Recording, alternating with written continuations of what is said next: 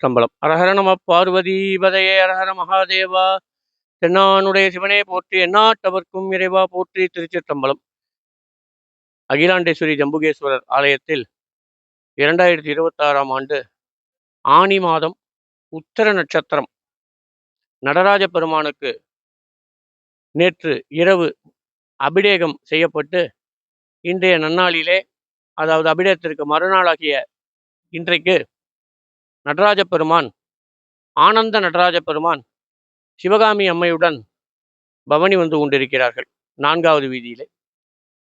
இந்த வருடத்திற்கு 6 அபிடேகத்தில் ஒரு அபிடேகமான ஆனி உத்தரம், ஏனைய 5 என்னவென்றால் சித்திரை மாதம் திருவோண நட்சத்திரம், அப்புறம் மாசி, ஆவணி, புரட்டாசி, இவையெல்லாம் வளர்பிறை சதுர்த்தசி திதியிலே அபிடேகமும், அப்புறம் மார்கழி திருவாதிரை, இப்படி 6 அபிடேகங்கள் நடைபெறுகின்றன. அதிலே ஆனி மாதம் உத்தர நட்சத்திரம் நேற்று அபிடேகம், இன்று புறப்பாடு.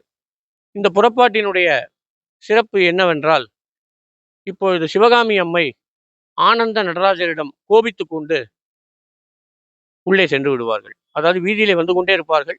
தெற்கு வீதியிலே தட்சிணாமூர்த்தி வாயிலிலே அம்பாளையும் சிவகாமி அம்மையையும் நடராஜ பெருமானையும் நேருக்கு நேர் நிறுத்தி வைத்து, இந்த சிவபெருமானிடம், அதாவது நடராஜ பெருமானிடம் அம்மை ஊடல் கொள்வதாக வரலாறு சொல்கின்றது. ஊடல் என்றால் கோபம். எதற்காக கோபம் கொள்கிறாள்? சிவபெருமான் கங்கையை சடையிலே தரித்த காரணத்திற்காக. கங்கை என்பது ஒரு பெண். உமையம்மை இடப்பாகத்திலே இருக்க கங்கையை எப்படி சிவபெருமான் சூடலாம் என்று அம்பாள் கோபித்துக் கொள்ளும்படி இந்த வரலாறு செல்கின்றது. கங்கை நீர் சடையுள் வைக்க காண்டலும் மங்கை ஊட தென்கையான் தேர்கடாவிச் சென்று எடுத்தான் திருமலையை முங்கைமா நரம்பு வெட்டி முன் இருக்கு இசைகள் பாட அம்கைவாள் அருளினான் ஊர் அணிமறை காடுதானே. கங்கை நீர் சடையுள் வைக்க காண்டலும் மங்கை ஊட என்று பாடல் வருகின்றது. கங்கையை சடையில வச்ச உடனே, சாமி சடையில வச்ச உடனே அம்பாள் கோவம் வந்துடும். ஏன் கங்கையை சடையில தரித்தார் என்றால், உலகம் அழிந்து விடக்கூடாது, எல்லோரும் இன்பமுற்று வாழ வேண்டும் என்பதற்காகத்தான் கங்கையை சிவபெருமான் சடையிலே தரித்தார். அதற்கு அளப்பரும் கருணையும் அளவற்ற ஆற்றலும், இதை ரெண்டுமே தான் குறிக்கின்றது. அதான் இறைவருடைய அளவற்ற கருணையும் அளப்பரும் கருணையும் தான் இதில் வெளிப்படுது. இதை புரிய வைப்பது இறைவருடைய வேலை. இறைவர் அம்பிகையிடம் இதை புரிய வைக்கிறாள். எப்படி அப்படின்னா, சாமவேதம் பாடி புரிய வைப்பதாகவும், பிறகு நாமெல்லாம் புரிந்து கொள்ளும் வண்ணம் சுந்தரமூர்த்தி சுவாமிகள் அருளிய தேவார பாடல்களில் ஏன் கங்கையை சிவபெருமான் சடையிலை தரித்தார் என்ற பாடலையும், கோவில் வளாகத்தில் அம்பாள் கோபித்து கொண்ட அம்பாள் கிடுகிடு என கோயிலுக்கு சென்று விடுவார்கள். பின்னாடி நடராஜமூர்த்தி வருவார். பிறகு சுந்தரமூர்த்தி சுவாமிகள் தூது சென்று இந்த ஊடலை தீர்த்து ஏன் கங்கையை சிவபெருமான் சூடினார் என்பதை புரிய வைப்பார் அம்பிகைக்கு.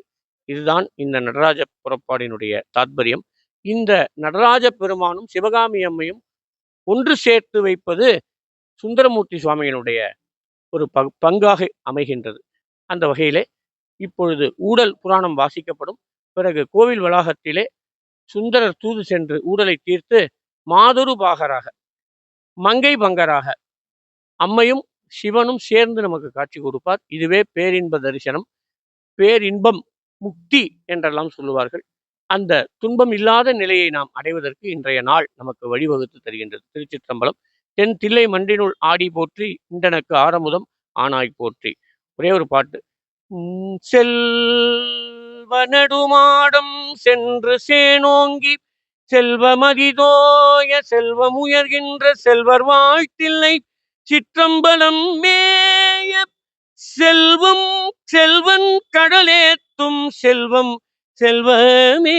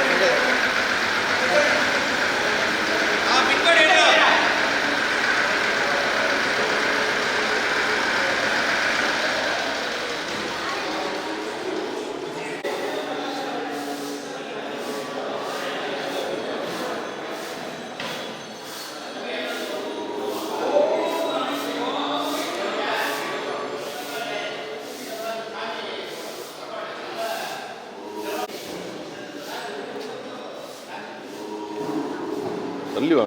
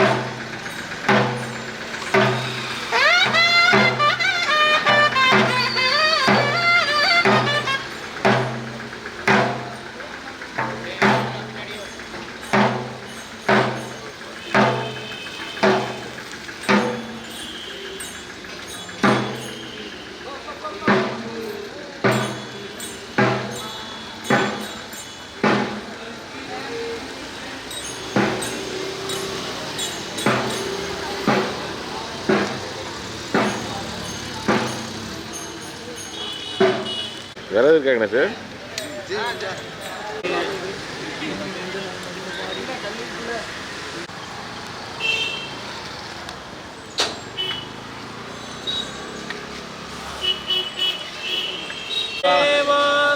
தென்னானுடைய சிவனே போற்றி. ஏற்பட்ட ஒரு ஊழல்தான் ஊழல் புராணம் என்று உலகமெங்கும் போற்றப்பட்டு கூறப்படுகின்றது. இந்த ஊழல் புராணத்தினுடைய சாராம்சம் என்னவென்றால், சிவபெருமான் இயங்க மாட்டார். சக்தியினுடைய துணை இல்லாது சிவபெருமான் தன்னுடைய இயக்கத்தை செய்ய மாட்டார். அப்போது சிவபெருமான் இயங்க வேண்டும் என்றால் நிச்சயமாக சக்தி உடன் இருக்க வேண்டும். இதுதான் தாத்பரியம், இதுதான் நியதி. அவையே தானேயாய் இருவினையின் போக்கு வரவு நீங்கவே மாட்டார். அதாவது மலரோட இருக்கிற மனத்தை பிரிக்க முடியாது, சூரியனிடத்திலிருந்து சூரியனுடைய கதிர்களை பிரிக்க முடியாது. அதுபோல என்ன நடந்தது அப்படின்னா, சிவனும் அம்பாளும் மாதொரு பாகரா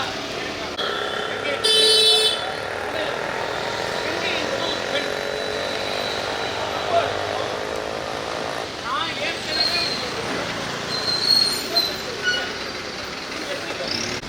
இதுக்கு காரணம் தெரிஞ்சிருந்தோம் அப்படின்னா அம்பாள் கோச்சுக்க மாட்டாங்க. கடைக்கு அம்பாள் கோச்சுக்கிட்டாங்க அப்படின்னா சிவபெருமானுக்கு ஐந்தொழில் பண்ண முடியாது. ஐந்தொழில் பண்ண முடியல அப்படின்னா உலகம் இயங்காது, எல்லாம் நிறுவனம். நம்முடைய இதயம் இயங்காது.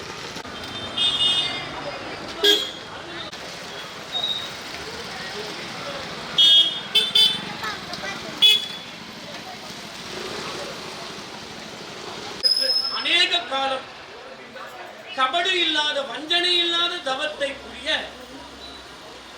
திசையோடு பாயும் கங்கையை சாமி பாய விட்டார். அப்ப பகீரனுடைய தவத்திற்கு இணங்கிய ஈசனார் கங்கையை பாய விட்டார். 8 திக்குகளிலும் பிரவாகமா பாயுது கங்கை.